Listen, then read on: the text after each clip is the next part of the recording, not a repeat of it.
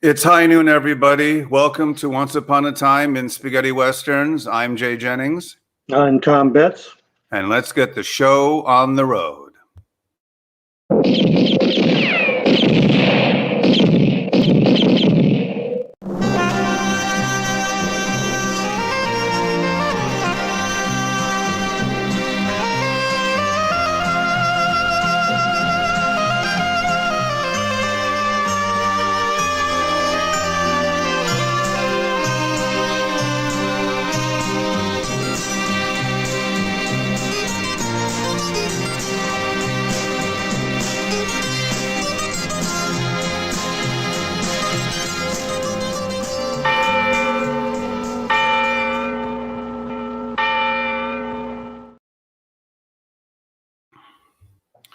Well, Tom, as we know, 3 strikes to the church bell, and it's time for Once Upon a Time Spaghetti Westerns, That's the right. podcast. What number is it, Tom? Episode 12, a dozen. A dozen, a dirty dozen, Tom. Dirty dozen. Yeah. Not to be confused with a dirty story, right? That's right. Now, what's the alternate title for that one? The Dirty Outlaws. Oh no, Once Upon a Time in the Dirty West or something. Oh God, that's God, is that like a porn movie or what is that? It sounds like it, but it's it's supposed to be Johnny Yuma. Oh, okay, that's fine. I didn't mean to get off topic. I just was thinking, whatever, Dirty West. I'm here in Almeria. Tom's on the other side of town, and we're here every Friday. 12 noon PST, 3 p.m. EST, 9 p.m. In the EU, and of course 8 p.m. in the UK. Thank you everybody for joining us on Facebook and on YouTube. A little introduction. My name is Jay Jennings, and what happened? I'm a poster collector and a film collector, been doing it almost 40 years. And of course, the man to my right needs no introduction. The one, the only, Tom Betts. Hi, Tom. Hi, Jay. What did you do this week? What did I do this week? I don't. The garbage man knocked down half my tree, and I was picking up branches from the streets. I was going to trim the hedge next week, but that's over with because I don't have any place to put it. Oh. So I'm done. I just relax the rest of the week. Sorry to hear that. Yeah. So this week we're tackling more of a mainstream, I guess, situation, more of a technical difficulties here, folks. It looks like I'm talking, but the screen isn't moving. So just deal with it as it happens. And then it fast forwards. This is technology. So we're going to do the Django movies, Tom. And yes, what's your opinion on the Django movies, Tom? They go from great to, forget it. From great to forget it. Yeah. Okay. Some of them are very good when they really copy the Django character. Other ones, they just use the name and they're comedies or whatever. I mean, we talked about one of them. There's no Django in the movie. There's a horse named Django in a stable, right. And that's considered a Django movie. So who knows? Right. So today's topic is the Django movies. And now look, we all know there's about 80, 85 of them. Right, Tom? Yeah, Eric Zaldivar put that little video together. Look for it on YouTube or Facebook, and it's like every effing Django movie ever made, whether it's a Western or not. I think he's got 85 titles in there. There's about 85. Now, obviously, we know there aren't 85 Django movies, maybe 40, 45 if you chop that in half. And then if you chop off another 20, in my opinion, you get today's topic, the Django movies, the top 25 Django movies that I think deserve to be called Django movies because A, Django's in it, or it does help that Django's on the poster, but in Germany, we know that's 200 posters. But also, if it looks like a Django movie, if it's atmospheric, if it has the stars of a Django movie, either Nero Hill, Garco, or even Milian. So we know that has to have that. So we just decided to also, for time's sake, to chop it down. And I think, and we're also going to show trailers and we're going to show. I can see the delay is quite heavy today. The force is strong in this one. So, Tom, why don't you tell us our first film? And I think it's the one that set it all off. Well, before we get going, I thought I would get into the character himself. Okay. Give a little background reference, especially for the newer guys who don't know the story about the movie, how it was made, why it was held in such esteem. But the Django character, from what we can tell, just by observation, is an ex-Union soldier by the clothes he wears. He now drifts through the West dragging a coffin. He's lost his wife, apparently. Her name was Mercedes Zarro. Her tombstone pops up in the final scene of the original movie. And there's always been some discussion about the dates on the tombstone. But it looks like 1839 to 1860, which would make her 21 when she died. We don't know how she died, whether she died while Django was in the Civil War or what, but he seems to carry a grudge, whether it's for his war service or the death of his wife or some other hidden reason. He now lives for himself and is tired of the injustices he finds during his wanderings or when he tries to settle down. Right. He continues to fight for the downtrodden and especially for the mistreatment of women. He's a master gunman, and with his machine gun, he's not afraid of any force he may come up against. The name Django came from Sergio and Bruno Corbucci, for the jazz musician Gene Reinhardt, who is nicknamed Django. On November 2nd, 1928, Reinhardt was involved in a fire that burned over half his body. Doctors wanted to amputate his badly burned right leg, but he refused. Eventually recovered, but walked with a cane. Not so lucky were the third and fourth fingers on his left hand. While he never regained the use of those two fingers, he was able to still play the guitar and regained his musical mastery by focusing on his left index and middle fingers, using the two injured fingers only for chord work. And you'll notice, if you've not seen the movie, at the very end, Franco Nero, who plays Django's hands are completely mangled. So that's where the two Corbucci snickered and said, let's call him Django. So that's where the character name came from. Wow. According to Ruggero Deodato, the original Django film was developed by Sergio Corbucci from a comic book about a hero who dragged a coffin. Those associated with the story are Italian director, screenwriter Piero Vivarelli, screenplay writer, director Franco Rossetti, Jose Gutierrez Maeso, Fernando De Leo, Bruno Corbucci, and actor Mark Damon. Damon was originally the choice for the role of Django, but he had other commitments, so he had to turn it down. Jeffrey Copleston is credited with the English language script, and there's some debate over the English language or the Italian language, and most of the purists love watching the Italian version, the subtitles, than the English version. Right. The story was written in reverse by Corbucci and was based similarly to his Minnesota Clay, where a disabled gunman overcomes a disability. After Mark Damon dropped out, Corbucci was torn between casting Peter Martell and Franco Nero, so he let Fulvio Frizia, the head of Euro International Film, decide, and he picked Nero. Poor Peter Martell loses again.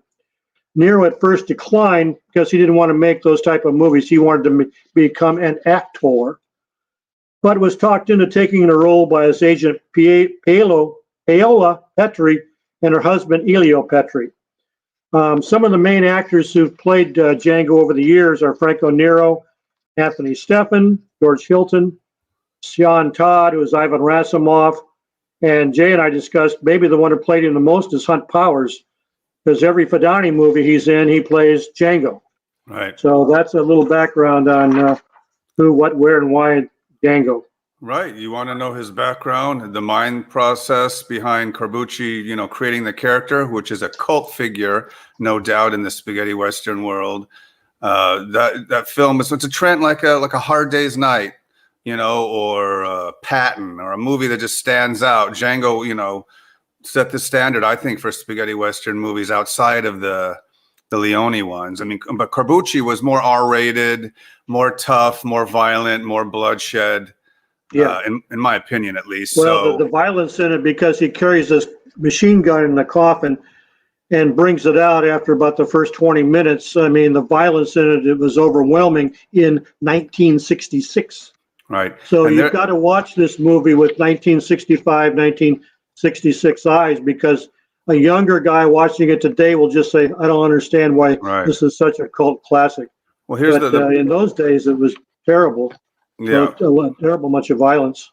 So this is the rare, super rare one sheet US poster with the D missing, which I have in my collection.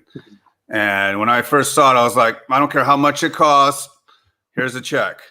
So I got to tell a real quick story about this.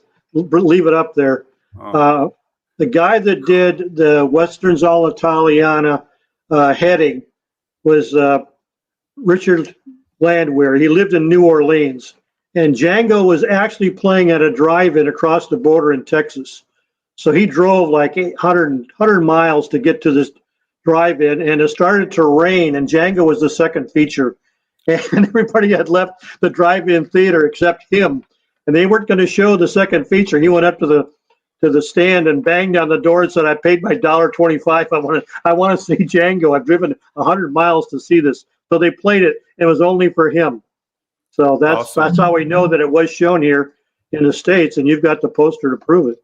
I certainly do, and we just showed it, and now we're going to show, I guess, a clip from the trailer. So let's take a quick look-see.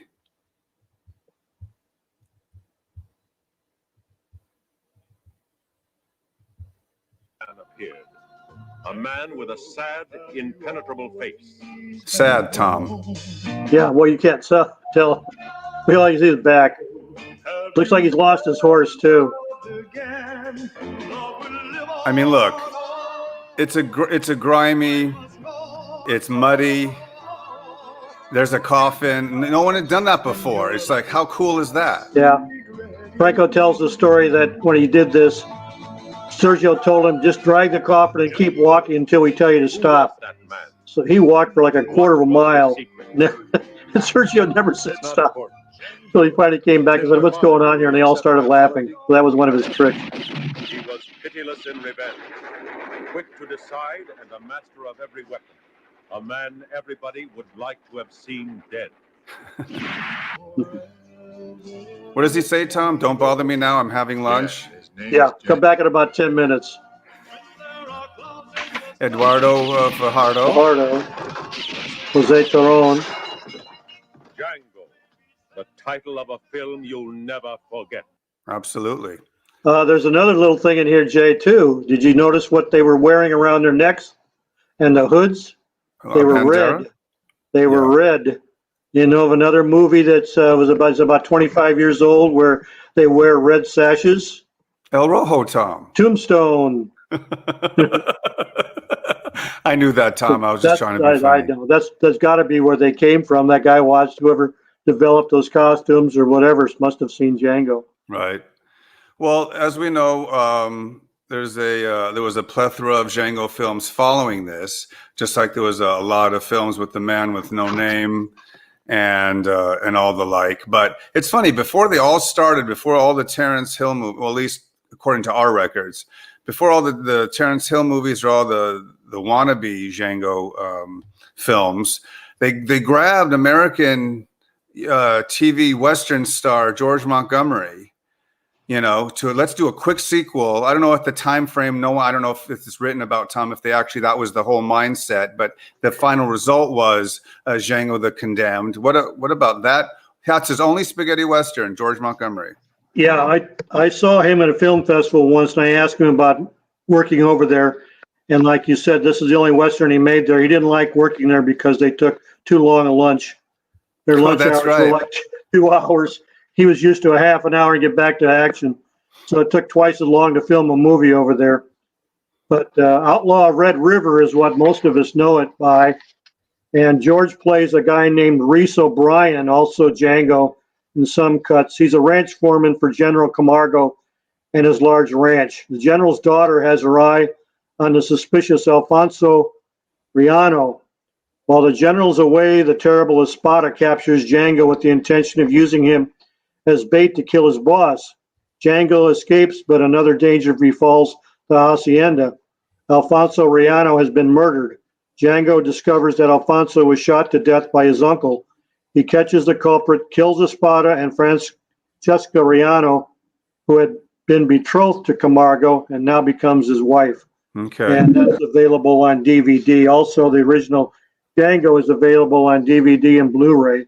I'm not going to go through and give all the countries and labels and stuff like that. You can go to the Spaghetti Western database to that section and find out what's available. And Tom, you know I love you, but let's cut those synopsises in half. Just all right. Otherwise, we'll be here till 3 o'clock. They go on and on and on. I know. No, I would pay to hear you talk, but just for the sake of, I don't know. I guess it's okay, but I just a little helpful hint. But I don't have to tell you that. What's the shirt you got there? Lee Van Cleef. Oh, of course. And well, anyway, so I thought that was weird. George Montgomery making almost kind of like the second Django film. Yeah, he's dressed sort of like Django. He wears black. And well, he's great. He's also more classy. I have a poster where he's all dressed up. He's like the more classier dressed. He's not as dirty as the Nero Django. Original, yeah, exactly. Right. Okay, so then I guess coming up next is let's see, Django. Also, we forgot it's called Django Killer for Honor, Tom. That's what the note I was looking for. The Condemned. And the honor killer or killer for honor. He killed for honor. That was right. You're talking about George Montgomery. Right. Sorry about Django that. the Condemned and Django the Honorable Killer. Yeah. So the next one we have was called Texas Adios, which we all know, but it was also known as Texas Django the Avenger. So, and which is a great film. It's obviously a Django movie. Tom, what's your take? Oh, this is one of my favorites. Franco Nero plays a sheriff, and he goes down to Mexico to take revenge against the man who killed his father. And tagging along is his brother, who's Cole Kitosh, Alberto Del Acqua. And once they get down there, they find all these people trying to protect this guy, basically because he's a tyrant. And if they let Franco Nero get to him, they'll pay the consequences. But they find out after they get there that actually this guy is Cole Kitosh's real father. And so the crap hits the fan, and they all join up against the tyrant and rid the little town of, I guess the guy's name was, let me see what it is, Cisco Delgado. Of course, Cisco Delgado, Tom. Cisco, and then they ride back to Texas. But Cole will never be the same again. Ever, Tom. Ever. Anyway, let's run a little piece of footage for that, Tom, and you can tell us a little about it. So let's take a little look at Texas Audio. Again, this one's available on DVD and Blu-ray. There we go. Any day, folks.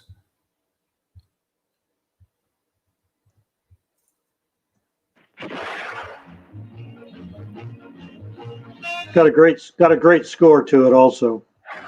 Nice if I get rid of the poster. Infallible. There he is. Inimitable. There he is. He looks just like Django. You know anyone called That's his brother. Cisco Delgado?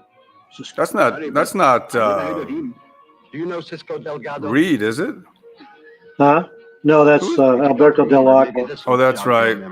Here. He goes under Cole Kitosh in this. Of course, Cole Kitosh. How silly of me. Was that John Saxton as one of the... Is that John Saxton, Tom? No. I'm confusing Appaloosa. See, behind the back, through the legs, in one ear, out the other. You're the greatest man. Okay, I don't know what happened. You're a Texan. Okay. And I wouldn't want you to go home empty-handed. Jose Guardiola. Is that so? He's sort of the alcalde of the town. Right. Take your brother and go back to Texas. Will do, folks. There you go. So anyway, that's one of the, I think, official, unofficial, Tom, sequels to Django. Yep. Okay. All right. Well, then after that was another one, Django Shoots First with Glenn Saxton, one of our favorites. Tom, a little less than 2-minute background on that. Well, this one starts with this with Glenn Saxon camping with Jose Manuel Martin, and Manuel Martin's got a dead body over his horse, so Saxon goes to see who it is, and it's his father. And his father's a wanted man, so he kills Manuel Martin and starts to bury his father and goes, wait a minute, my dad's got a reward on his head. What am I doing burying him? I'm going to take him into town and collect the reward. So when he goes into town, he runs into our old buddy Fernando Sancho playing, again, his famous character, Gordon Watch. He's played that guy a couple of times. Finds out that he's also owns part of the bank because his father owned part of the bank. No. And then the rest of the movie goes back and forth of him trying to get a hold of what he's due in his inheritance.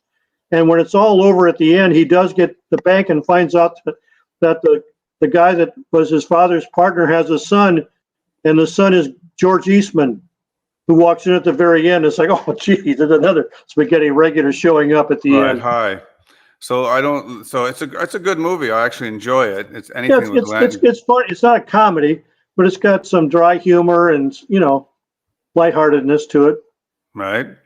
And then after that, Tom, was Django Does Not Forgive, Django Non Perdona, a minor film also known as Mestizo. Mestizo, yeah. Yeah. So, well, it's okay. What do you think? Minor film, Tom? Yeah, because, John Clark, his real name is Hugo Blanco Galeasso, so it was a Spanish film. There's no real big stars in this. The lead actress is Susana Campos, who is pretty big, but she's not in a lot of westerns. Gustavo Rojo's in it, Luis Paredes, but a half-beat trapper named Peter Limbach, also known as Django, enlists as a guide for the Canadian Mounted Police in order to find the man who raped and murdered his sister. The Indians and mestizos have joined forces to fight the British colonists, and the trapper will have to choose which side he is willing to fight for and with. Mestizos are half-breeds. It's a Canadian term for half-breed. All right. Okay. And this is available on DVD. All right. It's an okay film. Not really. If you never catch it, so be it. But it's still a good film. Anyway, so coming up next, we're going to show the trailer first, Tom, and then we'll talk about it. Okay. It's one of my top fives in my top five. Because the posters. I'm biased a lot if the posters are really good, and if the film's even better, like number one, $10,000 makes it better. Yeah. Right. $10,000 for Massacres, number one. Number two, Prepare a Coffin. Tom, number three. Right. Number three, I'd put what is it? Once Upon a Time in the West. That's my number three. And then 4 or 5, you can interchange between Django, a few dollars for Django, and The Good and the Bad and the Ugly. So if any of you are even keeping count. So I put 2 of the Leone trilogies in my top 5, and the other 3 are just awesome independent films. All right, let's take a look at a few dollars for Django. What's another alternate title for that film, Tom? Django, A Bullet for You. A few dollars for Gypsy was a TV title, and then some dollars for Django. So Django's in almost all the titles. Okay, so let's take a look, and hopefully we can watch. And hopefully, hello, people running the Girolami. That was just, oh, really? I was about to say another day player, Tom? Okay. He goes by Thomas More in that, but that's Enzo's brother. Okay.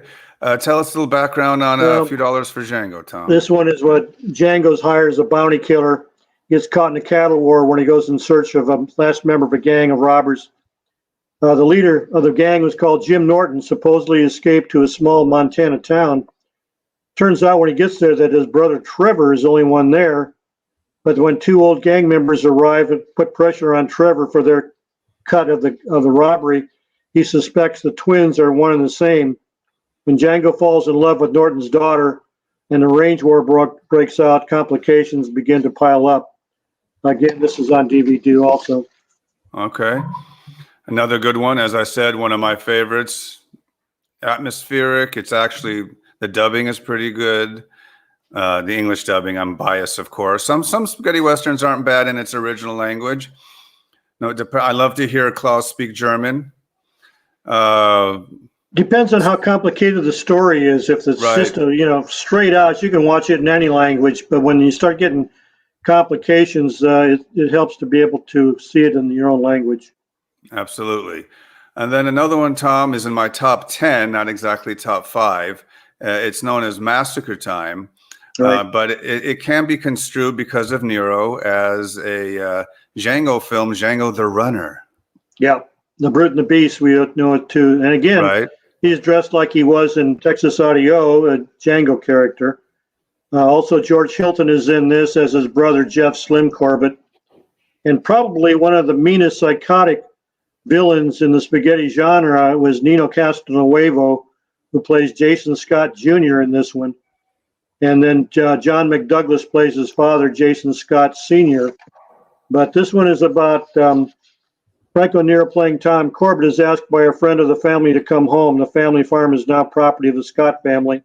And Tom's brother, Jeff, has become an alcoholic. That's Hilton. Oh. Behind all this is Scott Jr., a bullwhip-wielding psychopath.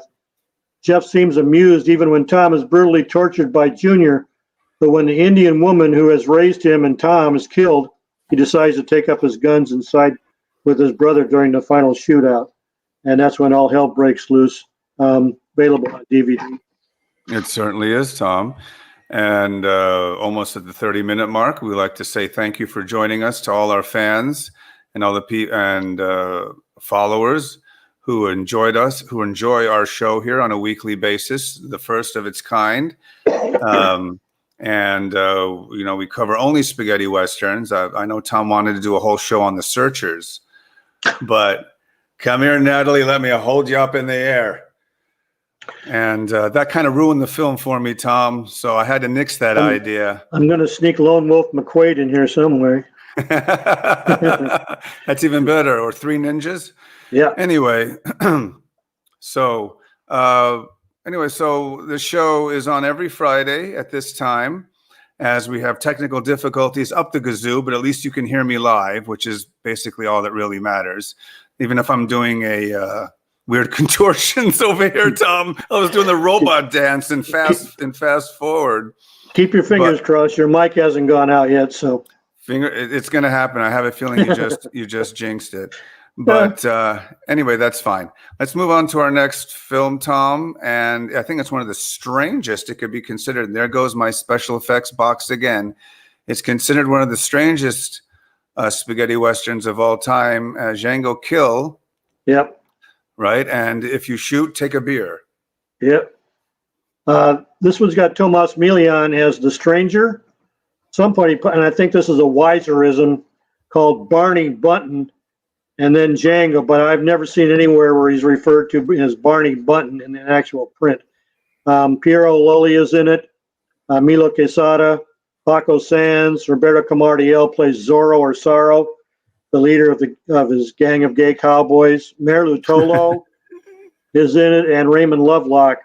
And this one's about Barney comes out of the grave, and he goes back after the man who killed him, and he's double-crossed, trying to steal a shipment of gold from Wells Fargo, and that's when he's buried alive, and some Indians rescue him. They also give him a bag of gold bullets. So Button or Django tracks down the bandits, which by the time he gets to town have mostly been hanged and killed by a lynch mob. The mayor, Templar, and aldermen split up the bandits' gold. Chaos then ensues as a group of gay cowboys kidnap the mayor's son, Evan, to get the gold. After they rape him and kill him, a big shootout in town ensues, with the gold eventually melting all over Alderman's head. There's a great scene in this where Piero Lully is shot with the gold bullets, and as the doctor's operating on, the people around him start to see the gold bullets in there, and they start pulling him out of his body. So Great like you said, it's the strangest movie you've ever want to see. It is. It's like if Franco directed a spaghetti western almost. That's what I'm thinking. And it's on DVD and Blu-ray. And I mean just Franco. So if someone would have told you that he directed this film, you wouldn't be surprised. Right. So it's a good film. Let's see, what do we have to show? Oh, we have a clip from it. So now we can take a look at this bizarre shenanigans right here and now. If it would show up here in my streams, just bear with me, folks. Oh, there it is. Django Kill, and it's in German. So enjoy.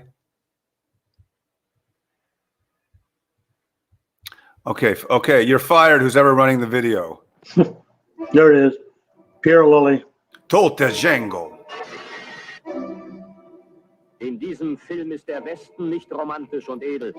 Die Helden nicht. Is that shot in the snow, Tom? No, Im Film ist der Westen grausam. that's just sand. I know, Tom. I was just being funny. They're down the riverbank. He's buried in the sand. Yep. He's always yelling, "The compañeros." There's the two Indians that dig him out. Alles, was Menschen einander antun können, an Verbrechen, Grausamkeiten und Qualen, geschieht in einem kleinen Ort nahe der mexikanischen I love Grenze. this. Dieser Ort ist die Put the cigar back in his mouth. Yeah, enjoy your hanging. Gib mir meine Zigarre zurück. Wenn du leben willst, töte. I don't think this one's going to show all the gay bandits, Tom, this clip. Es Oh, gibt come on. keine Menschlichkeit. I know that's what you were waiting to I was waiting see. for that. Begierde, Mord Yeah. und Totschlag. Boom. Very violent film, too, if not only strange. Yep. There's the gold bullets. Oh, yeah, that's right. I was waiting for that part of the trailer.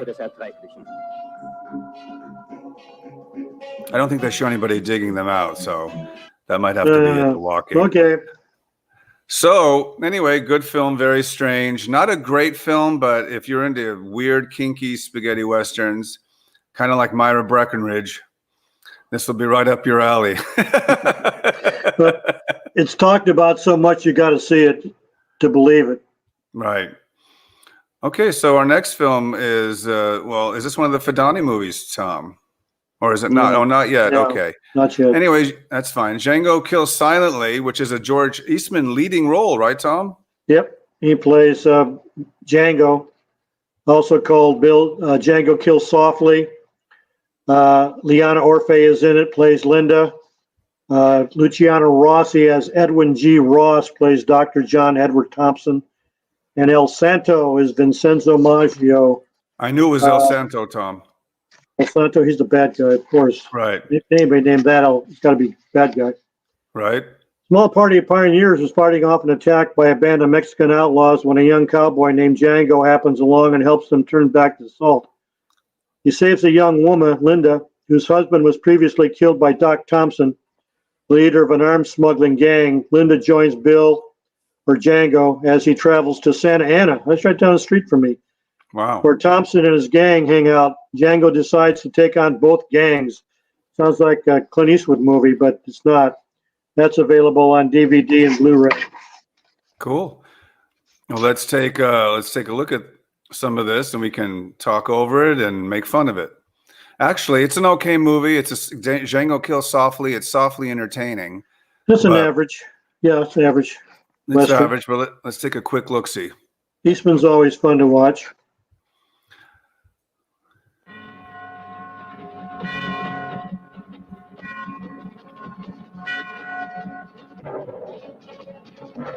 Oh yeah, George Eastman's good in anything he does.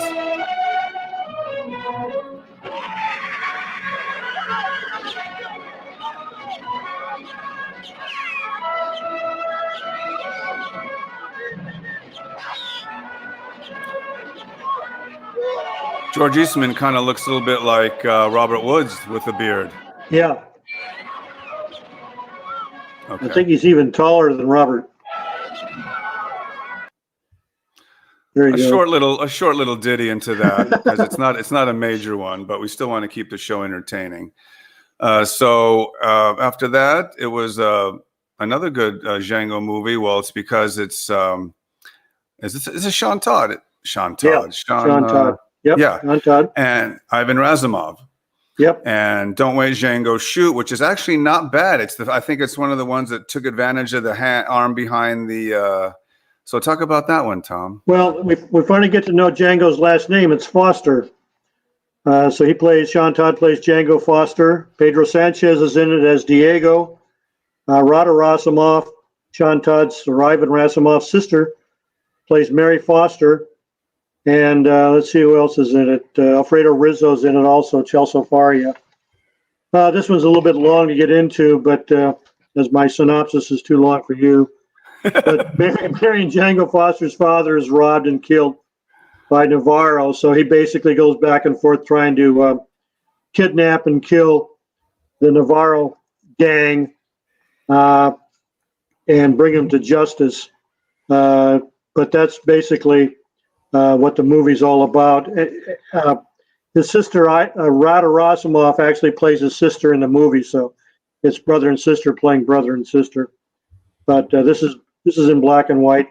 I'm sorry, black and white on DVD, and it's half.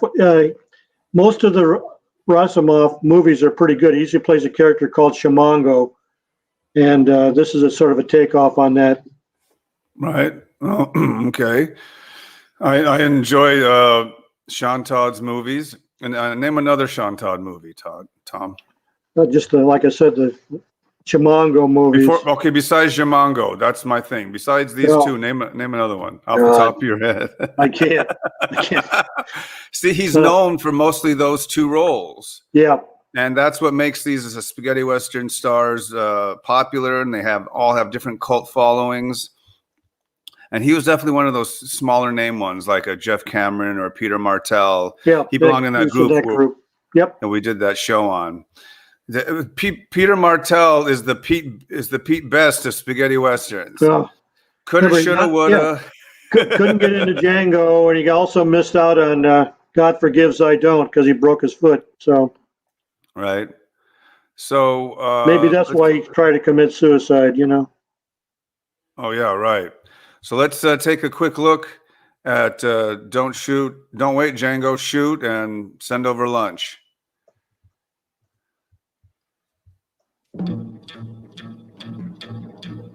Love the opening of the trailer. That's my kind of music, Tom.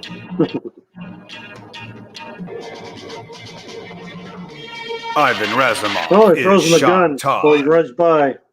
Right.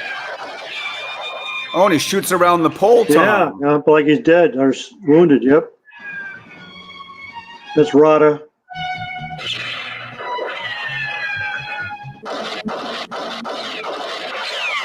One of my favorite trailers, though, for sure.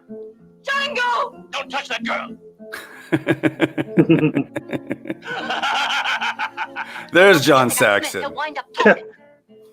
I'm sorry, I'm trying to do a long-running gag. It's not working. He's in a lot of stuff. What's his name, Tom? Milo Casado. Spanish.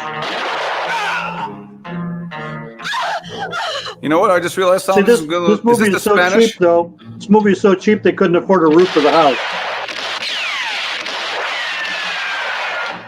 This looks like Almeria, Tom. No, it's in Italy. It's Ilios. There are two towns, a western town and a Spanish town. No, this is Universal Studios Hollywood. Anyway, Jamongo. Right? You can tell that's what she wanted to call him. Yeah, they probably dubbed it out. Of course, if you read her lips, she says Jamongo. Right. And if this was Danger Island, they'd be yelling, "Uh-oh, Django!" That's another local TV show in the 60s with the late Jan Michael Vincent that I just had to throw in. Anyway, so it's an okay movie. I actually like it. It's kind of a Spanish kind of atmosphere. Well, the music helps too when you hear the great Latin music and stuff. So let's move on. I think it is Django the Last Killer, Tom, which the ultimate killer, and Anthony Guidra and George Eastman together again. So that's cool. Yeah, Anthony Guidra plays the Django role, and George Eastman plays the typical young peon who Guidra teaches how to shoot. Because Eastman goes to a neighbor to pay off his debt for their family ranch. while he's gone, his father's killed. So when he comes back, he finds his dead family. So Ghidra teaches him how to use a weapon, and Eastman goes on a revenge trail. So Right. that's what this one is about. This is on DVD. Good And then at the very explanation, Tom. end, he's got to face Eastman and Ghidra face each other. So I don't want to spoil the ending, but that's Please don't, Tom. We know how much you'd love to give a play-by-play of what happens, but that's okay. Anyway, the next one's kind of not. It's not a. I don't know. It's called different things, but it's the only known film. It's called Son of Django, but I know it's called a few other things as well. Of course, our good friend Guy Madison is in it, and it's not a bad film. Is this the one that has footage from previous films? I don't think so. This is also called Return of Django. Okay. Vengeance is a Colt 45, and like you said, Guy Madison plays Father Gus Fleming. Gabriel Tinty in the poster there plays Jeff Tracy, who's basically the son of Django. I see. And there's some other pretty decent actors in it. And again, as a child, Jeff Tracy witnesses the death of his father, Django, who is shot in the back. After many years, he joins two gunmen, Logan and Four Aces, whose goal is to reach Topeka City, where they were sent for by a certain Thompson to liberate the country from the outlaw Clay Ferguson and his henchmen. Among them, however, it is discovered that Mark Thompson's right-hand man is the murderer of Jeff's father, or Django, and the true leader of the gang of outlaws. After many misunderstandings, Jeff, who in the first half believed the same Thompson the murderer of his father and the cause of the riots in Topeka City, manages, along with Logan and Four Aces, to eradicate Clay's gang of murderers. Is tired of the hatred and the bloodshed and is now converted to Christian ethics by the counseling Reverend Fleming. Just like you did, Tom. Just like you. Turned to Catholic. Yep. This is also available on DVD. So after he's killed everybody, he's got nothing else to do, so he turns to religion. Wow, that's what we all do, don't we, Tom? Yep. Beg for forgiveness afterwards, yeah. So Son of Django's okay, not really a top in my viewpoint, but then again, what do I know? I'm just a measly film and poster collector. You're the you're the historian, Tom. I'm just here to press the buttons. So anyway, our next film was, as I said, number 2 in let's just do a quick camera change. Bam. Is number 2 in my favorite spaghetti westerns of all time. Has many titles. Viva Django, Django Prepare a Coffin, Trinitia, something, Tom, right? Yeah, they probably released this, Jay, after the Trinity movies and redid it, retitled it, released it with the Trinity name in there. And no, it's one of my favorite. You know why I love it, Tom? It's because they keep talking about the last movie that Franco did as a sequel, but to me, this is a sequel. It was supposed to be with Franco Nero, but Franco, like I said, wanted to become an actor, so he went to Hollywood and appeared in Carousel. So to get a replacement, they came up with Terence Hill, who in those days, they looked very similar. They both had the real blue eyes and the blondish hair. And he does a fantastic job, as far as I'm concerned, of playing Django. He goes out to the graveyard, digs up the coffin, and inside there is the machine gun. I mean, it's got all the elements of the Django film. It's got a great villain in it by Horst Frank, who plays David Barry. Well, Horst Frank was one of our favorites, Tom. We love Horst Frank. Great German actor, always plays a villain. But David Barry proposes to Django, who is once his friend, to help him obtain the office of governor. Knowing how ambitious and ruthless David is, Django refuses and goes on the road with a load of gold to be transported to the federal depository. Some bandits led by Lucas attack the convoy, massacre the escort, and kill Django's wife.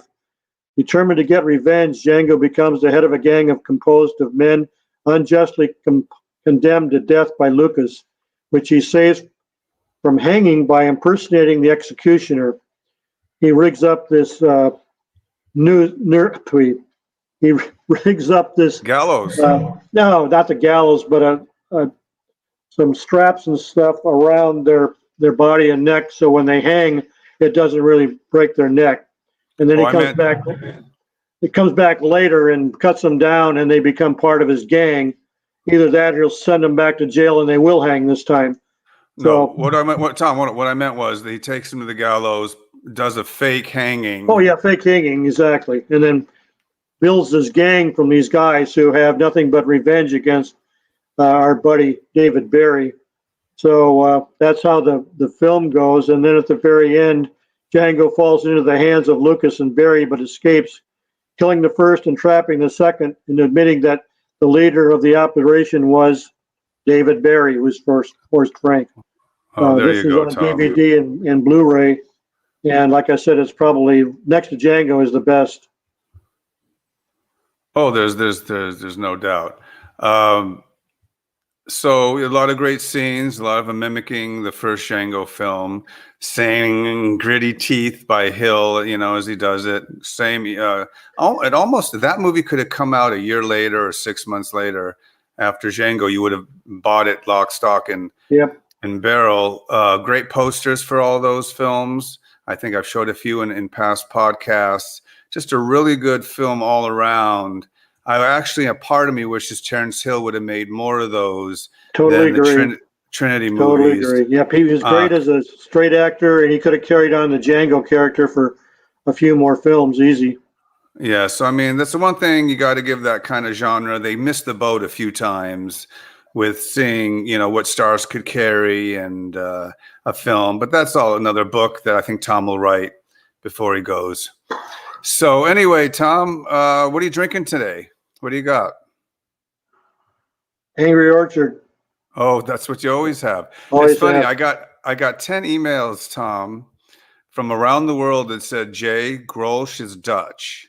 Oh, God. And I'm like, yes, that's right. I said German. That was just, you tried doing this with little sleep. So anyway, let's welcome some people here today. Roy Garrett, as always, Michael McGleenan, Kim Allender, Myra McKay, Tony Williams, Pedro Pereira, Esteban Andres Brito Ahumada, Paul John Blair, where it's 5 a.m. Oh, God. There was somebody where, I don't know if I saw him, one of the guys in Japan, it's 4 o'clock in the morning there, and he was getting up, and I rewarded him, saying either he stayed up all night or got up before dawn to watch us. So, right, and of course, Wasi Mogul and Providenza are all here enjoying our weekly get together. So let's see what else, Tom. Next coming up on the list. Oh, I'm sorry. We actually have, how in the world do I bypass that? We have a clip, of course, from Django Prepare a Coffin. oh, good. And let's watch that right now. Now.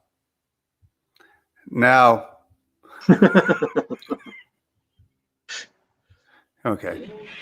There we go. For me. Cheers, Tom. We say l'chaim. Great scene, of course. Is that the same machine gun from Django, Tom? I would say it was. Why would they invent another one?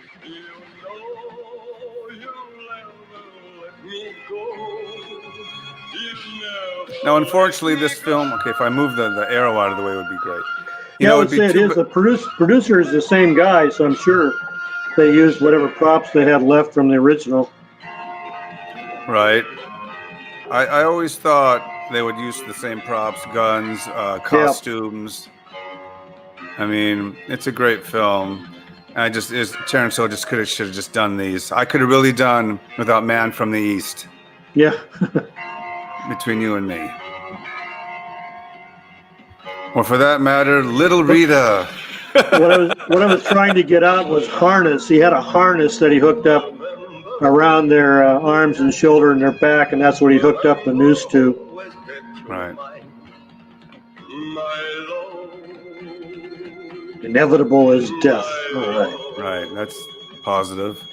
It's kind of like Dead Man Walking. He kind of works for both ends, Tom. Yep. Showing a little bit of extra long footage here because much I love the film. All right. Viva Django, coming to the Fairfax playground. What's the song that copied this? That was a popular song a few years ago.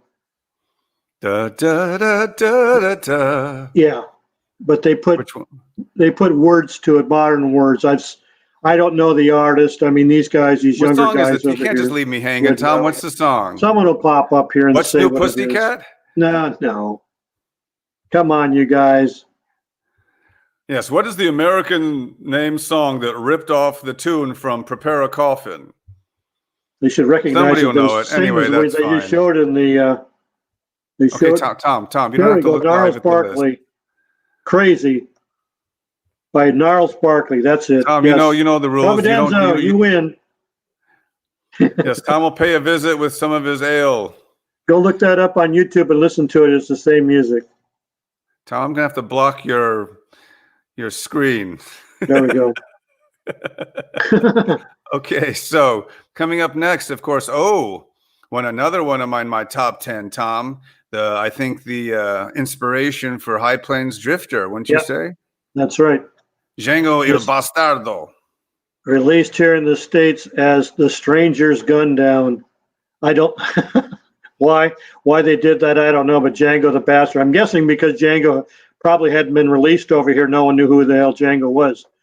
But Anthony Steffen plays Django, or an alias named Johnny Shadow. Paolo Goslino plays Major Rod Murdoch, and Lou Camante with Luciano Rossi, our lunatic friend, plays Luke or Jack Hugo Murdoch. And this is again the Django's battalion or whatever in the Civil War was slaughtered, and he comes back to seek revenge. And you don't know, watching the movie, whether he's real or if he's a ghost. And he terrifies these people until they start to turn on themselves. And he appears and then he disappears. They see him in a mirror. When they turn around, he's not there anymore. And it's just a very, very similar to High Plains Drifter. And what I've read is that Clint brought the rights to the American release, and that's where he took the idea for High Plains Drifter.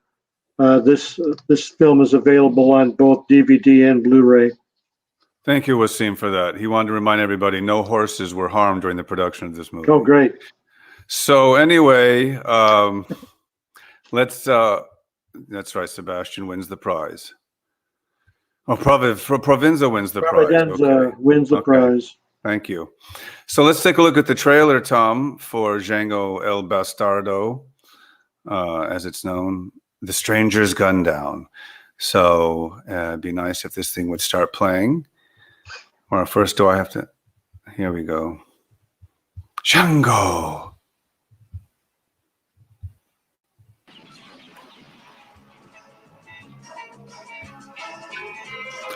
A lot of dark shadows in this one. That's why he's Johnny Shadow. Very atmospheric, yep. He's dead. He's a freaking ghost. I just gave it away. Whoops. Well, you never know. Oh, right, It's up Tom. to individual interpretation. When you get not a single scratch or a bullet wound, that kind of gives it away. Yeah. Who's that fat guy who threw the explosives? That is.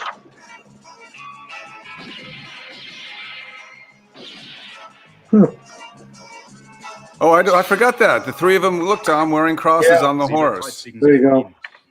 It's Remo Capitani. Oh, okay.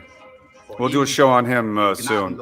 He's in a bunch of movies, yeah. He's as many as Fernando.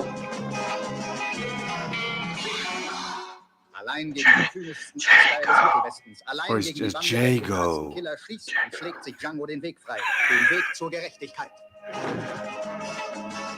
Tom Betts.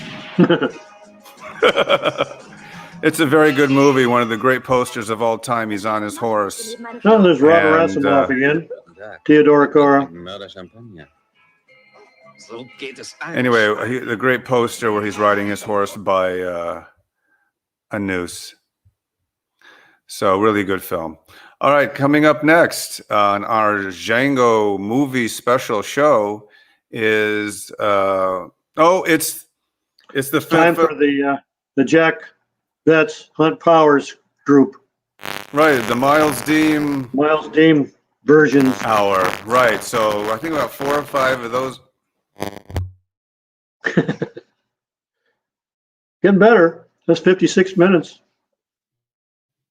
That was. I'm gonna do it There again. you go. Are we still on? Yep, a little echoey, like a closet. Oh, okay. How about now, Tom? Nope, closet. Okay, we're gonna keep doing this live. Hold on. All right, How about now, Tom? closet. We're in a closet, everybody. So that can't happen. Just a minute. How's that? Better. It's better, not in the closet? Still a closet, echoey. Wow. See, folks, this happened last time about 50 minutes in, and I actually thought that redoing my microphone would help.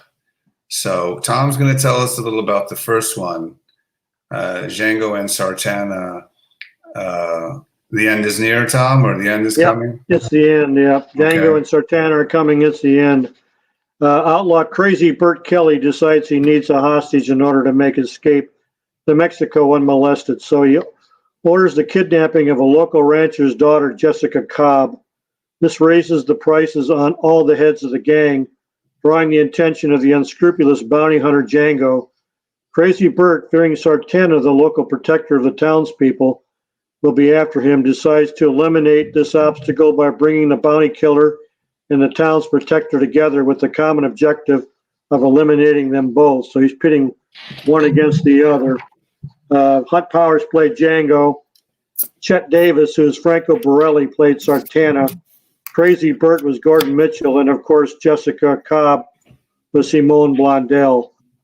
But this is the typical Fedani movie of naming all his characters famous spaghetti western names, and it's a mediocre film. If you've seen one Fedani movie, you'll know what to expect from this. But Hunt Powers, or Jack Betts, plays the effective Django, and he plays him several times in films to come of Fedani. Well, we'll take a quick look. See, how am I sounding? Sound like a closet. Well, it's so funny. I have no idea. All right, at least we can hear you. Wait a minute. How's this, Tom? Tom? The same. Sorry, folks, that I'm still in the closet. This has actually happened before, and I'm trying desperately to fix it, but I don't.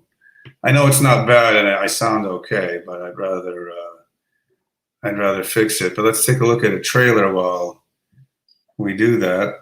So where in the world is it? Here it is. Okay, where's the trailer? And the trailer. As Tom silently, patiently waits. Tom. All right. So anyway, folks, we're moving right along with the, I guess, all the Django meets Sartana movies in this part of the show. And then the next one is the much different Django defies Sartana, Tom. Yeah, this one, Tony Kendall plays Django. George Artisan plays Sartana. Jose Torres plays Loco, and Jose Jasky plays Houston. And in this one, Django's brother Steve works for a bank and has a way with the ladies. Steve is framed for a bank robbery and lynched despite the valiant efforts of the sheriff. Supposedly, Sartana was Steve's accomplice, and when Django arrives in town and informed of the situation, he goes in search of Sartana. After a fierce fist fight, they are made aware of the truth and decide to join forces and exact revenge against the guilty party, the owner of the bank, Singer. To keep Django and Sartana at bay, Singer's taken his own niece hostage. This only adds to the cause to rescue the girl and bring Singer to justice. And that's available on DVD. What do you think, Tom, compared to the other 4 or 5, where this one ranks? I like this one probably the best. Right, I was thinking the it isn't lead bad. actors are Kendall and Artisan are really good. Right. Now, I forgot, that's also Django against Sartana? Yeah. Okay. Yep. Let's take a wonderful... Django challenges Sartana. I mean, you know. Django does. They do push-ups together. Okay, let's take a look-see here.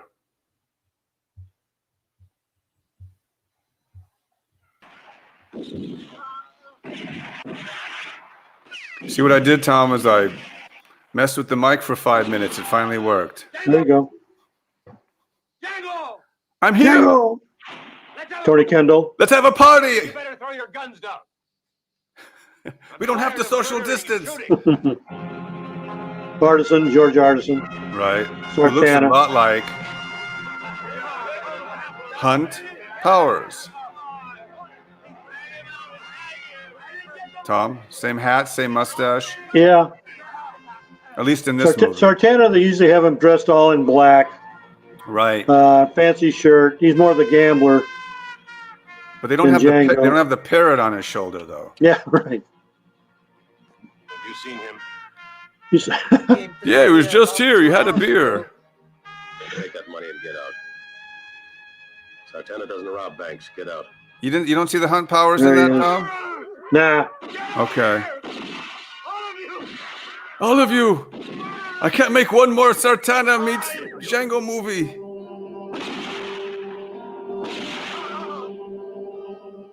I like the way he's dressed, though. Yeah. No. A young Liz Taylor. No. Nice to see. Oh, there you go. Ooh. Uh-oh. You got glass on my hat. Okay. 3 seconds to answer. I don't know. 2, 3. I want to see what happens. Right. So anyway, let's move along to the next one, which actually is one of my favorite titles. Tom, One Damn Day, Jack Betts. Tom Betts met Jack Betts.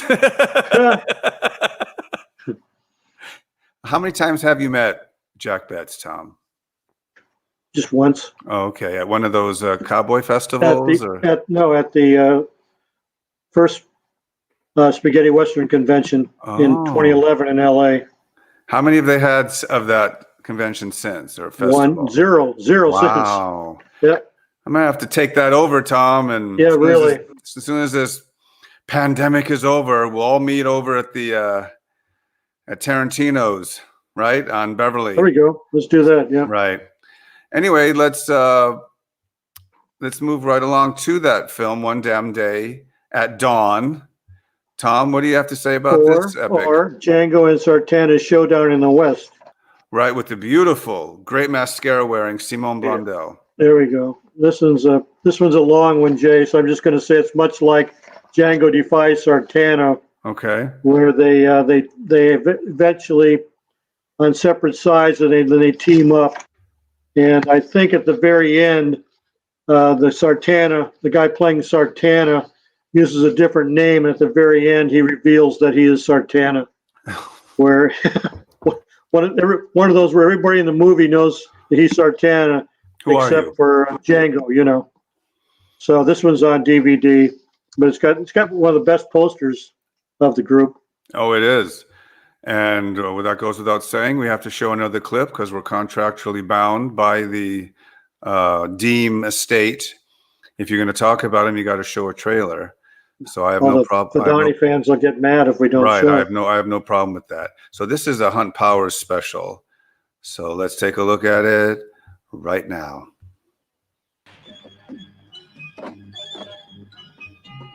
Hunt Powers.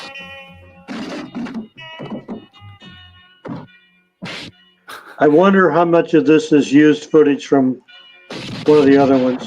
I'm sure 70%, Tom. You know, like those scenes where you're just standing there. Right. It could have been photo ops that they just filmed too. And then he inserted them. Yep. The zoom back of his eyes. Yep. It's not bad. It is what it is. Probably some of the worst sounding punches to the face I've ever heard, but that's okay. But anything Hunt Powers is in is good, as long as he's like the bad guy dishing out. I don't really like him too much when he's the good guy. Like Brad Harris. What's he doing in this movie, Tom? A lot of fist fighting and blows in this one. Not too. Okay. Not as much. Steve Forrest. Shooting. Is Steve Forrest in this yeah. movie, Tom?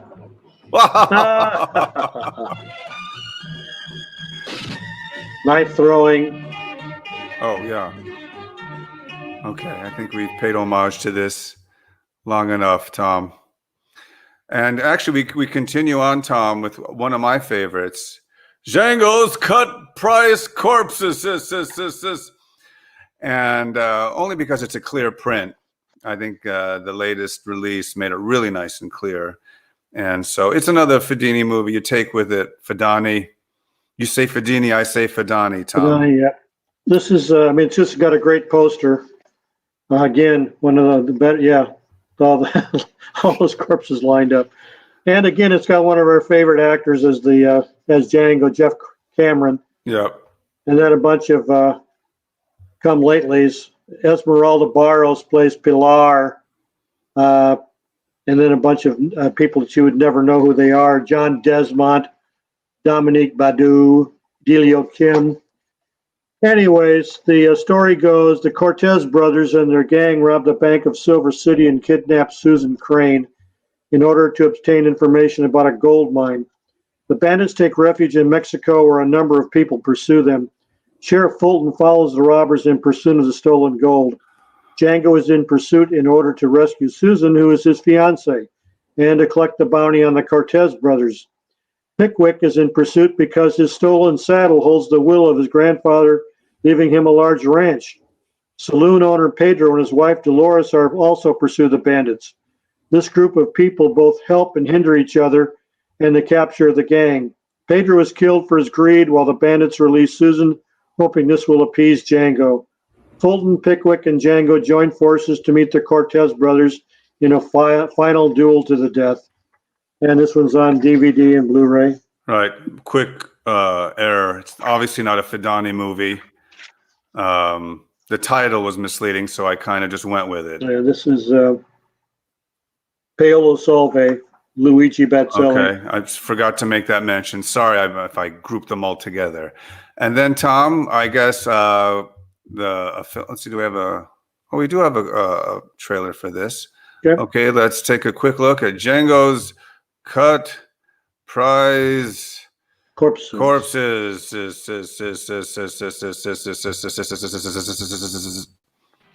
Django's Cut Price Corpses.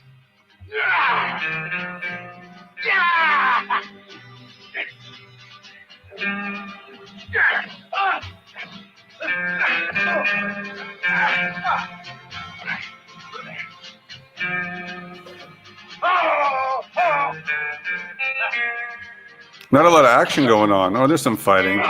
Just when I said that, cue the action and hate, Tom.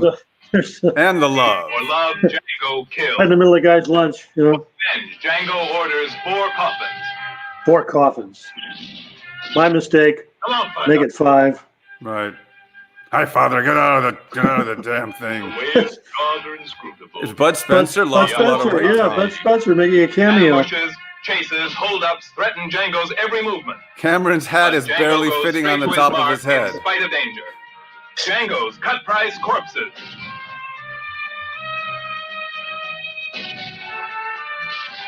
Oh, death by horse wheel. Fred Williamson, Tom. I'm away, small fry. Out of my way. Oh, that's not Fred Williamson. Okay. Why did you leave me, Pedro Mio? Stop! Django's Cut Price Corpses. An action picture. I think that which mirror is involves about the to get. I psychology don't know of if a man. Esmeralda Barros. Django. Right. That's what I thought. Okay. Another knife thrower. Is that Misha Auer, Tom? If you haven't, the man's yours. But if you cheated me, you're going to die. Okay, that's a good way to end that one. So not a bad slew of movies in the Django. You can see as the years progress, well, not years, a couple years, that they just gotten less and less. Production values weren't as good as some of the earlier ones. I mean, same with the whole spaghetti. It basically was speaking volumes because the spaghetti Western genre itself. Yep. But not by the 70s and 71, 72. It's still strong. I think you think its heyday would be what, 64 to 75, Tom? Yeah, something probably like that? 65 to 70. Oh, okay. So we have a difference of opinion what the heyday would be. So no, I'm just kidding. So no, I mean after 75, anything that came out, you just shrugged your shoulders and go, really? Yep. But you're right. Probably 65 to 70 was the heyday. I was just giving it a longer lifespan. 70, the Trinity movie hit. And then after that, for the next 3 years, it was basically comedy movies. Yeah, well, and White Fang, right? Or that came afterwards.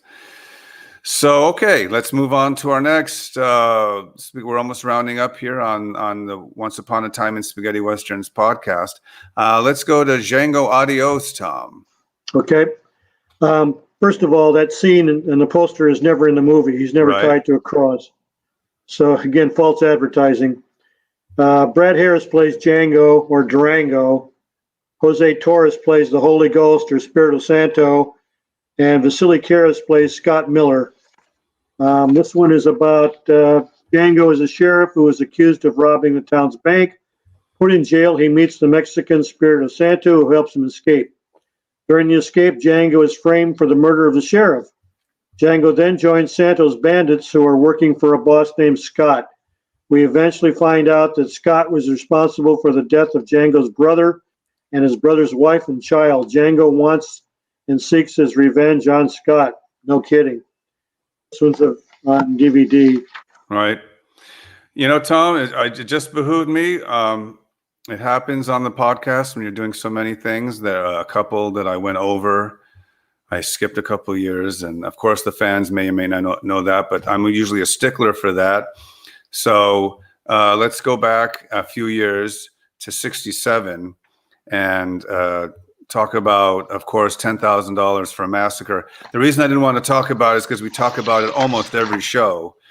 And but here's the Japanese. Yeah, but you and I talked about it, and Johnny Garco's character is named Django. It's nothing but Django. So how can you leave it out? Right. But we've talked about this before, that Django only goes after wanted people when the price tag is $10,000. So Claudio Camaso, playing Manuel Vasquez or Cortez, has kidnapped Adriana Embesi, who goes playing Dolores Mendoza. And Mr. Mendoza keeps asking Django to go after and rescue his daughter. And he says, "What's the price?" He says, $5,000. He says, "No, not interested."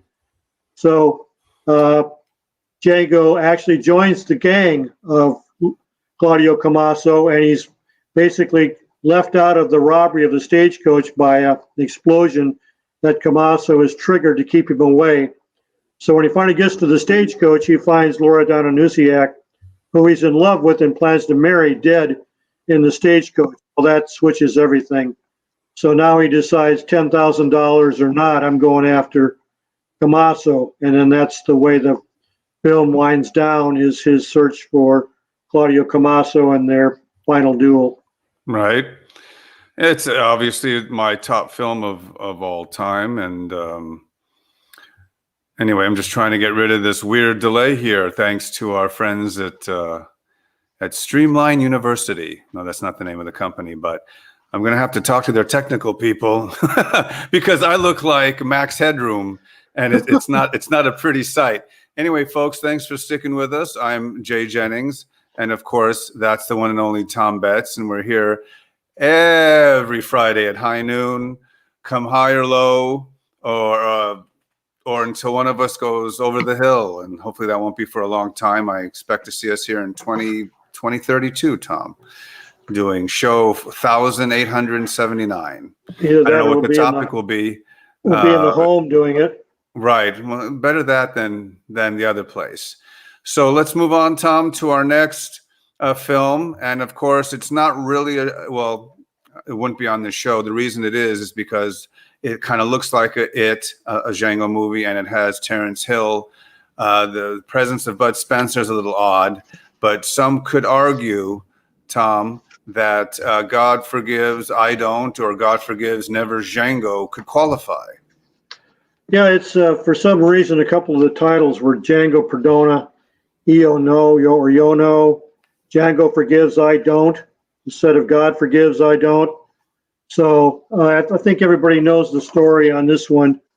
and they've seen it before. So we just added it because of the foreign titles, where Terence Hill, we're guessing, is the one that is Django, and Bud Spencer's sort of his sidekick. And it's available on DVD and Blu-ray. And again, it got a fantastic performance by Frank Wolf in this. So if you like Frank Wolf, this is one of the best ones he's in. It is. And let's move right along, Tom, to the Ballad of Django. Yep, another Hunt Powers fantastic. That's another great poster. But it's Hunt Powers plays Django, and Jerry Ross, the guy in the left-hand corner, Gerardo Rossi plays Wild Bill Hickok, the young Wild Bill Hickok. And the whole premise of the film is that Django and Wild Bill Hickok are in a saloon, and Django tells him the story of his life. And basically it's just clips from other Fedani movies that he was in, pieced together to make out a story. And that's available on DVD. All right, so let's take a quick look at this, Tom. It's as I said, this is a mishmash of movies, and well, which isn't bad. I mean, it all depends how you put it together. But when Fedani puts together a movie from 5 of his movies, you don't know what you're going to get, but it's going to be the same as what you just previously saw. So I think the only problem with this is if you've seen Fedani movies like these characters here, you recognize the actor, but in the telling of this film, they're different names. Like Gordon Mitchell will be called Joe in one story, and then they show a clip and he's called Charlie something else in the other one. It's like they could have dubbed that and changed something, but they just showed clips. So I didn't know the Cortez brothers, yeah, there's somebody else in another clip of the story. Jerry Ross, Dennis Colt, as the Sanchez twins. He has double billing. Wow. Well, remember Lucky Dickinson.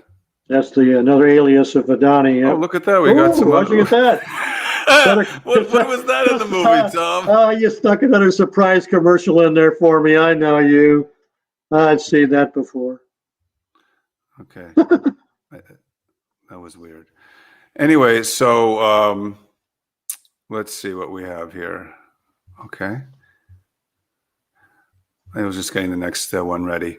So we're winding down, Tom, to our last few.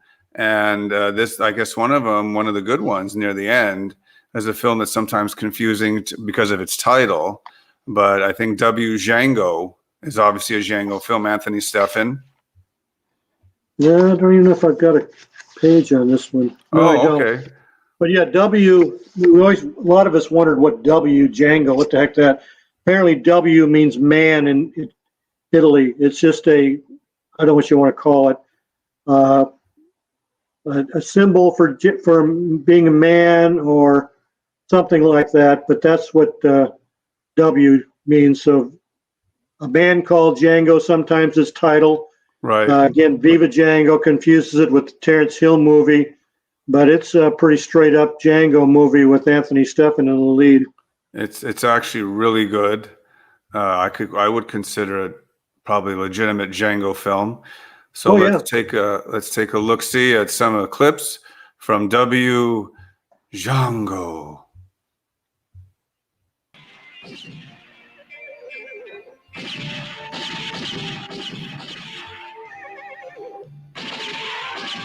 It's a nice clear print.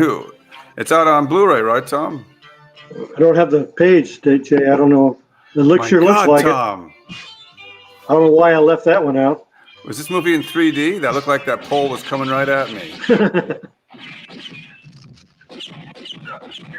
Definitely top prime Anthony Stephan. Yep. It's like a few dollars for Django. It could totally be construed as a few dollars for Django. For Django or Django the Bastard.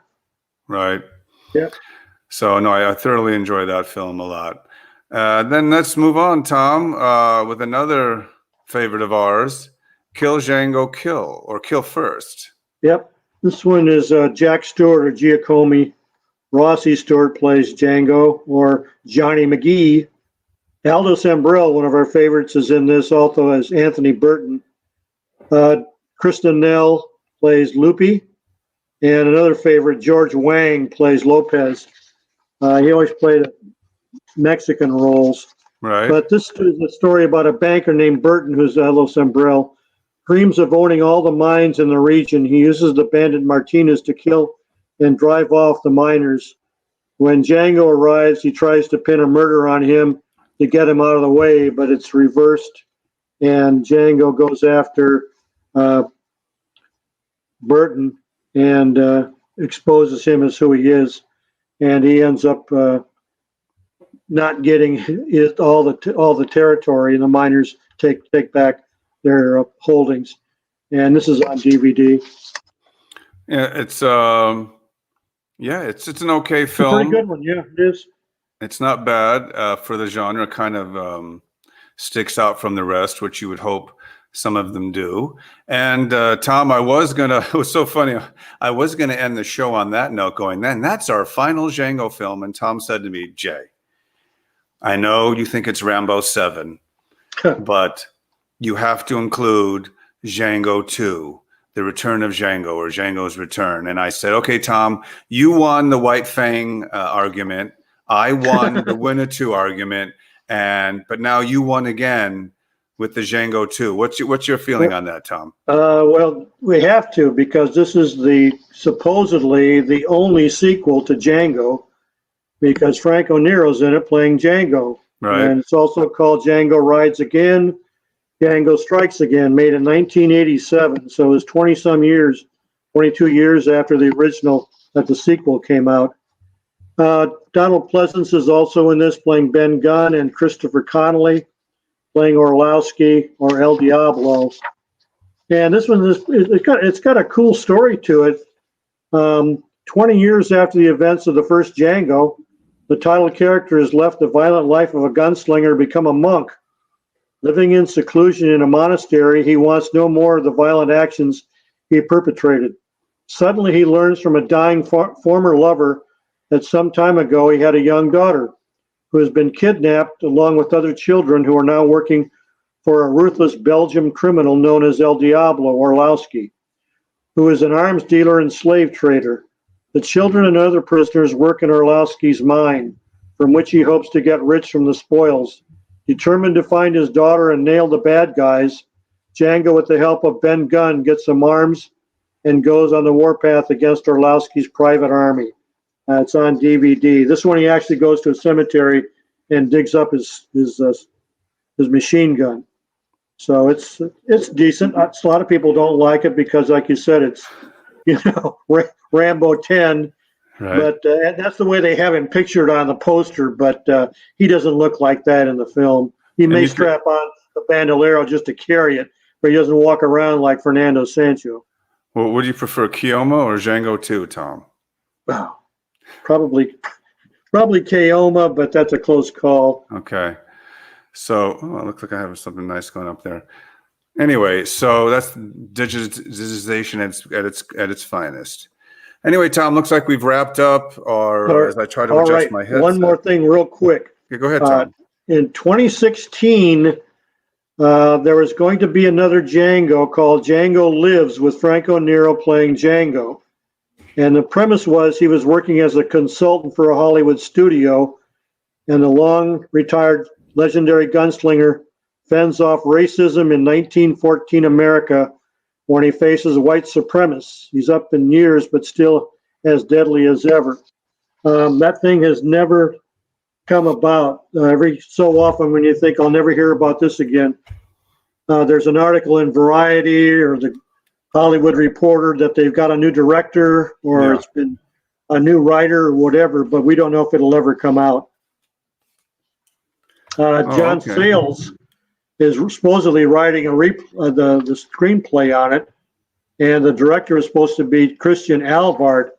I don't know, in today's Black Lives Matter world and white supremacists and all that, whether it could be made or not. Well, that's the $1 million question, isn't it, Tom? Yep. So, anyway, let's say I'm getting some weird digitation on my end, some pixelation. I don't know if the people can see it. Anyway, so Tom, thank you so much for the Django reviews and what's happening. And now it's time for, what's it time for? Book of the Week. Book of the Week? Oh, my with God. Tom Betts. What do you got, Tom? All right, let me pull it out of here. I've got one that I keep saving, but you've got it, so I keep waiting for you to pull it. Okay. This one is called Quando Caravano le Colt. It's all about the music in the westerns, spaghetti westerns. Yeah, It's in Italian. It's if you could read Italian, it's great. If you can't, it's got segments in the back where you could get listings of what composers have produced, so there might be help for there. But reading the book itself, you could never do it. Oh, no, it's not one of those? No. No, sorry. Okay. Well, thank you for that Book of the Week, Tom. I appreciate it. So let's see what else is on the agenda. I thought first we would do the thank yous and switch things around before you do your weekly update on what's happening in the spaghetti western world. So yes, this is the one and only Spaghetti Westerns podcast, Once Upon a Time in Spaghetti Westerns, seen worldwide around the world, archived on YouTube and on Facebook. And I think I gave it earlier at facebook.com, Spaghetti Westerns Podcast. And also, you don't want to miss Tom's great Facebook page, facebook.com/Westerns All'Italiana. Now let's, I guess, give a shout out to the Spaghetti Western groups on Facebook. But I guess first, I guess we can start with the one and only Spaghetti Westerns. I'm hearing some weird noises, Tommy. Okay, there we go. I think what you were doing over there. I was tapping the computer. Yeah, we all heard it. So, Tom, the website Tom Betts uses daily, the SWDB. Tom, mostly for the obits or for some other tidbits? Well, again, go there and you can pull up titles, English, Italian, Spanish, whatever, and you can get all kinds of information on them. Over in the right-hand column, Seb's put DVDs that are available, pictures, posters, all kinds of information, reviews. They're all there. So if you're looking for information on a particular film, go there. Oh, yeah. I mean, anything you need to find out about spaghetti westerns, an article, an interview, latest editions, Blu-ray, who has what, that's the place to go. It is the Wikipedia of spaghetti westerns, obviously. Okay, Tom, so then now let's also thank our groups, the Spaghetti Western groups on Facebook, and there's a few of them. And I guess we could start with Tom's group, Westerns All'Italiana. Well, 800 Spaghetti Westerns. And we have Once Upon a Time in Italy, the Spaghetti Westerns private group, Spaghetti Westerns movie posters. Who is that gal with the hat on, Tom? I don't know.